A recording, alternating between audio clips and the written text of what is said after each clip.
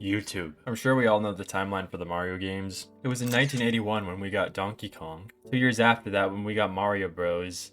2 years after that and we got Super Mario Bros., which was Nintendo's magnum opus, and it became one of the best-selling games ever at 9th place. But do you know what comes after Super Mario Bros. In this series? Because not a lot of people know the answer to this. It's not 2 or 3. If you think it's SMB2J, that's a good guess, but it's still not quite.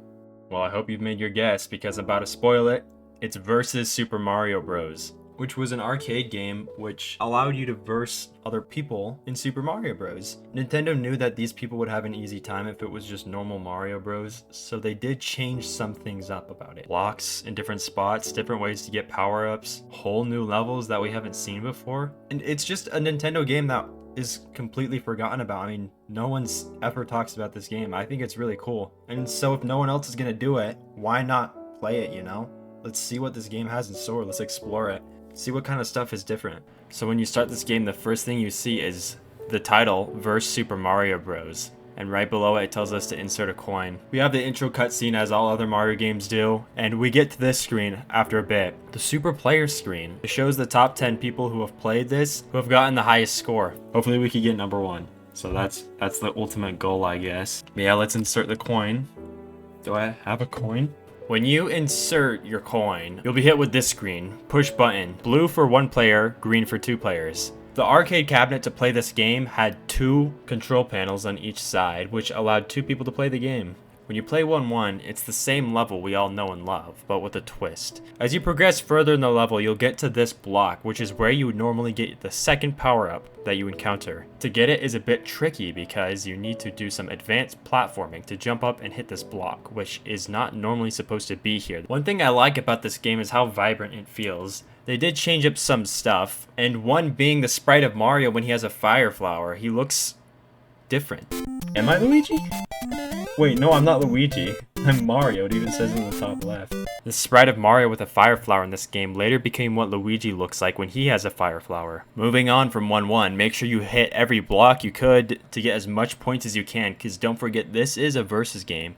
And make sure you hit the top of that flagpole too. I passed through these levels and I made it to 2-4 and this happened. Yeah, the movement is so trash. Okay, well. Oh, it's this music. I didn't know that this music was official. We are in 9th place. But yeah, this music. This is in Mario Maker. It's like the bonus music for SMB1. I thought that was custom for Mario Maker, but no, that's official.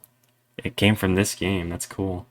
Anyways, me dying to a fire bar that's not supposed to be there. That's not my fault. I'm good at the game. Anyways, and that's just a majority of the levels in this game. Nintendo realized that people are gonna find their levels easy, so they decided to mix it up for the type of competitive players that want something new. Or maybe they just made it more difficult so that they could get more quarters.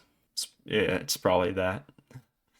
Some of the most notable changes are the removal of the Koopas on 3-1, so you can't farm infinite lives, holes that aren't supposed to be there, coin placement, a middle of the level checkpoint, blocks that are in different spots, and completely new levels. The first time we see this is in 3-2. This looks like a Kaizo block setup.